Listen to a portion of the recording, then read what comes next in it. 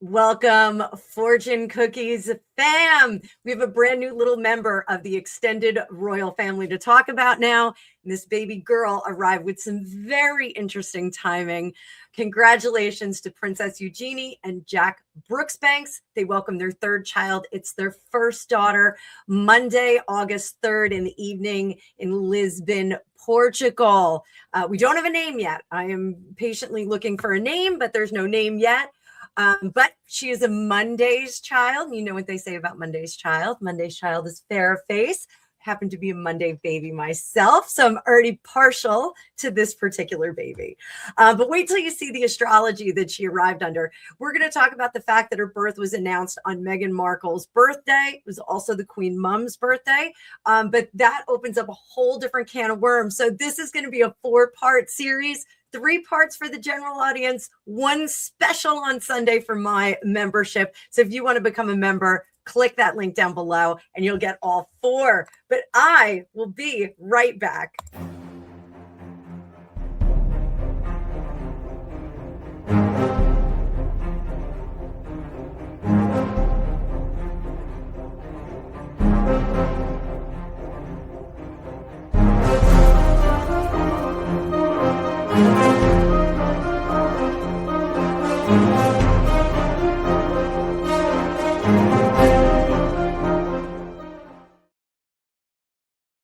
Welcome, welcome. It is your first time here. I am Annabelle. I'm a tarot practitioner and psychic for over 35 years.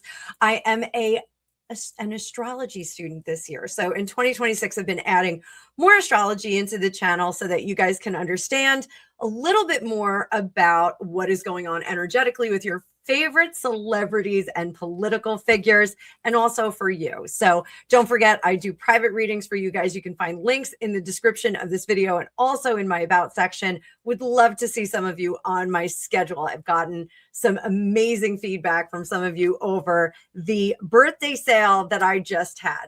But speaking of birthdays, let's talk about the brand new baby Leo that we have.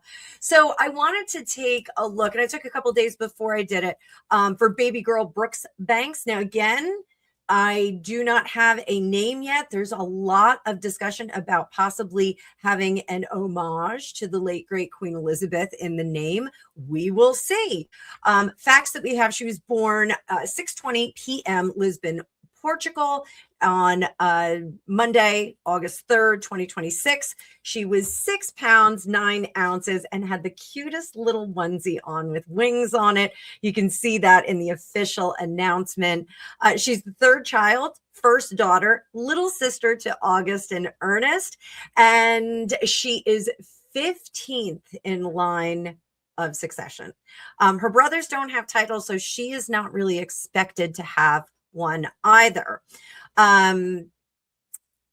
Eugenie's first 2 children were born in London. So the family has been dividing its time between Britain and Portugal since 2022 because of Jack's work.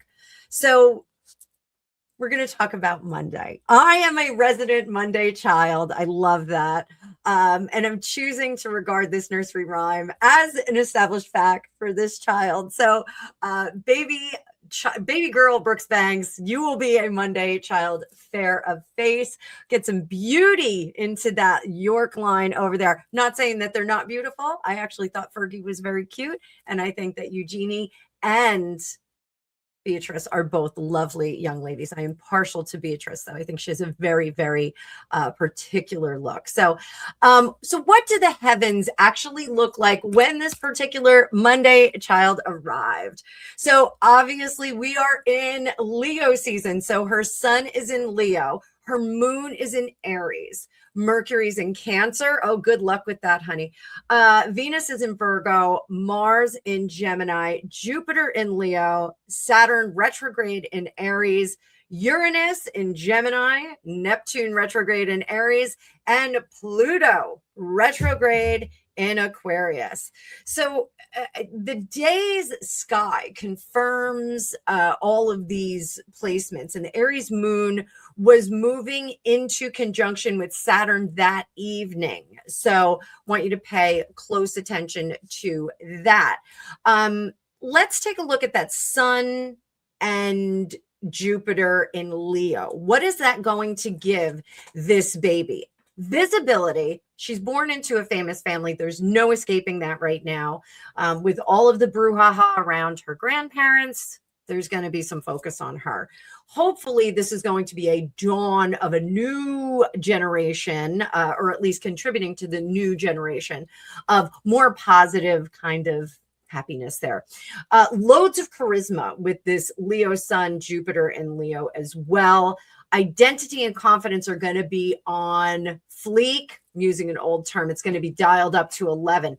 This baby is literally born into a famous family that is going to be really keen on stepping out and being front and visible. The Aries moon, independence and emotionally direct. Not like that kind of ooey gooey, Cancer and Pisces, we kind of do this stuff. But the Aries moon is actually going to keep those emotions kind of peaking sometimes. Like they will flare up occasionally, but very emotionally direct. Sometimes that will give an individual a leaning where they kind of trod over other people's emotions with their own emotions. So we'll keep an eye on that. So the moon Saturn kind of flavor beneath this fire, there's a seriousness and an emotional self-control. So I do think that this individual is going to have some good emotional self-control. They may not exhibit it when they're kind of steamrolling over other people emotionally. So it is something to look out for. It's a very interesting connection there with that moon and Saturn blend, because basically it is going to give her more of that royal composure, where she's going to be seen maybe a little bit disconnected at times. The Mercury in Cancer highlights memory and family stories, family history, which I think is really important with the royal family. Also, emotionally informed communication. So if this baby is eventually given patronages, I think she's going to be extremely successful in that kind of endeavor and contribution to the royal family or the culture in the United Kingdom. Venus in Virgo. So Venus in Virgo is going to have her exhibit more understated affection. So we won't have, I'm a hugger. I'm sorry. I know I'm talking about her. We're going to get to her in a couple of videos, guys. So just sit tight. This is not going to be someone who is gushing all over the place or effusive when doing walkabouts or something like that. Very, very selective tastes go along with this as well. So having a more refined and selective taste, I think we'll see as she gets older. Right now, I'm feeling like curating and cultivating historical artifacts would be something that this particular baby would be really good at. So moving on to the Mars in Gemini. Mars in Gemini provides an individual with a quick mind, a mind that is moving very, very speedily, problem solving very quickly, responding very quickly, formulating responses very quickly. However, it can be dangerous when we go into the shadow side, because these are individuals that can use words as weapons. They can use them as tools, which is the positive side, the sunnier side of this, but they can be very cutting and dismissive, disruptive with their voice sometimes. So they've got to be careful. There's a great curiosity there. Again, lending into that, like curating and developing and cultivating historical documents or artworks or acquisitions, those kinds of things. Objet d'art.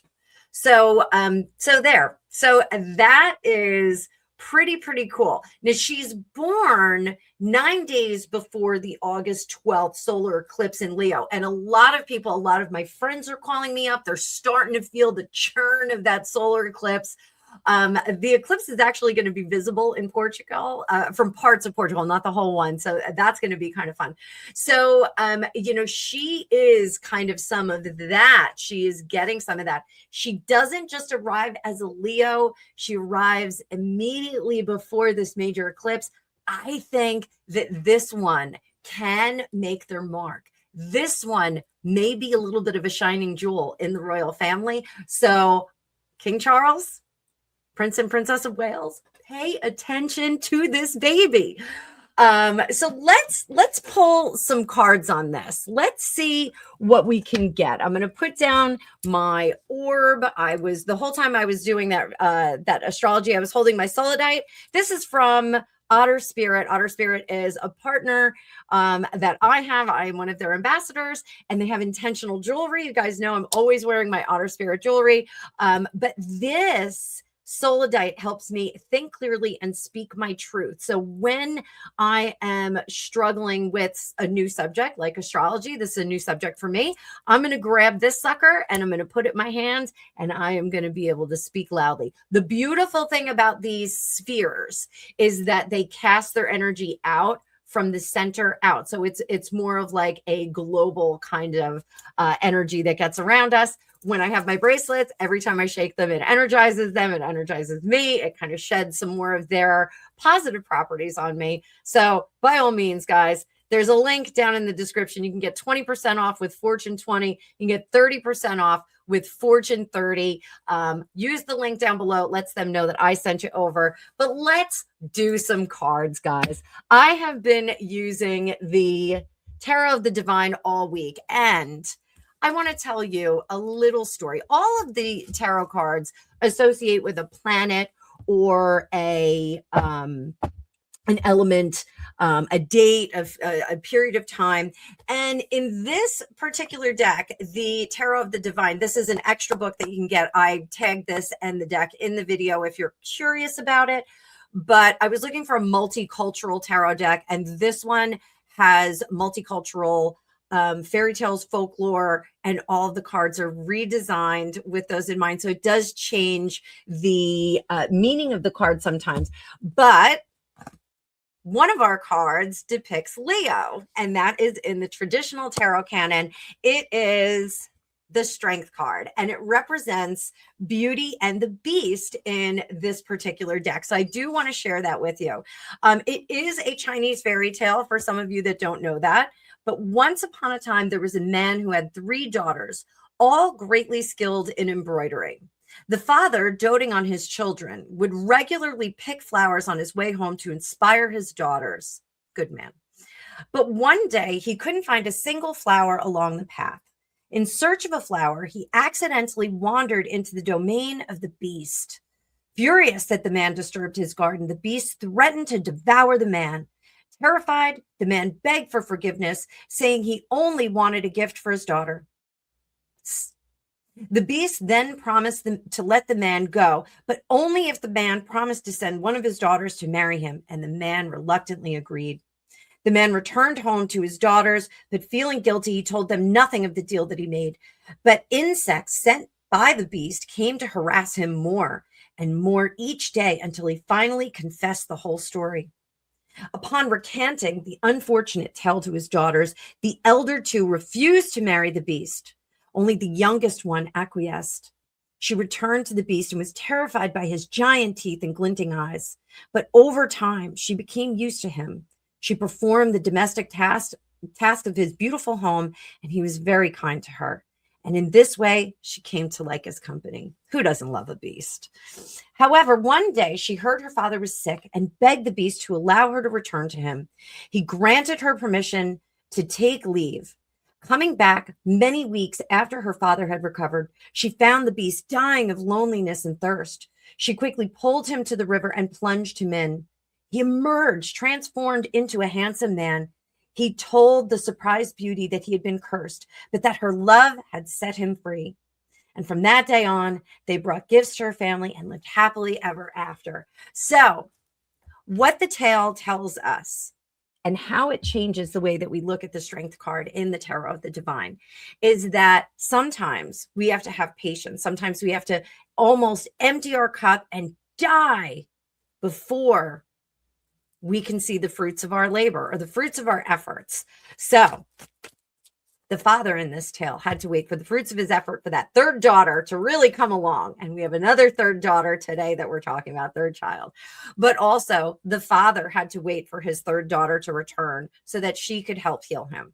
And then the beast had to wait for this third daughter to return to heal him. So it's a great story of patience and healing and wonder. But let's see what this means for our lovely little baby Brooksbanks. So I've got a few questions. What does she bring to Eugenie and Jack? What does she bring to her parents?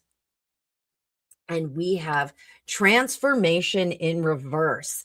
Does this little thing stop all of the bad news? Now, her astrology is on fleek. I'm going to be using that through this whole video series. Her astrology is on fleek, but here, this looks like this little wonder is going to be able to shine a little bit of sparkle and light onto that York line. What does she bring to the wider York family? Inclusion and the opportunity to be a mother, to cultivate and bring in another generation. I think it's very interesting that there is so much pressure on this child astrologically. It's wild. I think we are going to see her really blossom beautifully. What changes because there is now a Brooksbank's daughter? The world in reverse and the star in reverse. I do think that the Brooksbanks, that's hard to say, guys. I think that they are going to be formulating a world that is still royal adjacent, and they've been doing that for some time, but has one toe still in the pond. This one, I think, brings them back into the fold a little bit more. Very, very, very interesting, kids. Very interesting. So I think we will leave this video right there. Let me know what you think they are going to name this baby. What do you think? There's been a lot of discussion about having some Portuguese flair thrown in there, and there's a lot of chatter about them having an homage to Queen Elizabeth and making sure that they have Elzbieta or Liz or Elsa, like they're going to have some kind of version of Elizabeth in there. So my family has a lot of Elizabeth names. My middle name is actually Elizabeth. I'm very proud of that. I love that name. But I think that this is going to be a very, very interesting child. Astrologically, a lot of high points on here. So guys, next video, we are going to be talking about the announcement drop. Did they do this on Meghan Markle's birthday on purpose? It's hilarious, but we'll be talking about it in the next one, guys. So make sure you like, share, hype. I just discovered that the reason why you guys can't hype my videos is because the hype toggle wasn't switched on.